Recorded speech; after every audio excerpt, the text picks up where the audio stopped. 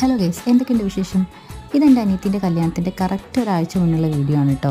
സത്യം പറഞ്ഞാൽ ഞങ്ങൾ ഇപ്പോഴാണ് ഓരോ കാര്യങ്ങൾക്കും ഇറങ്ങി പുറപ്പെടുന്നത്. ബ്ലൗസ് പോലും സ്റ്റിച്ച് ചെയ്ത് കിട്ടിയിട്ടില്ല, കൊടുത്തിട്ടേ ഉള്ളൂ, അതുകൊണ്ടാണ് കിട്ടാത്തത്.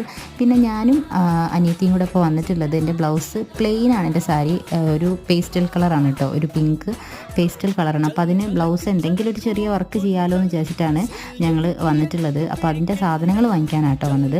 അപ്പോൾ കൈയിൻ്റെ അടിഭാഗത്തായിട്ട് വെച്ച് കൊടുക്കാനായിട്ട് ഇതുപോലത്തെ കുറച്ച് മുത്തും ഇല്ലാത്ത സാധനങ്ങളൊക്കെ വാങ്ങിക്കാൻ വേണ്ടി വന്നതാണ്.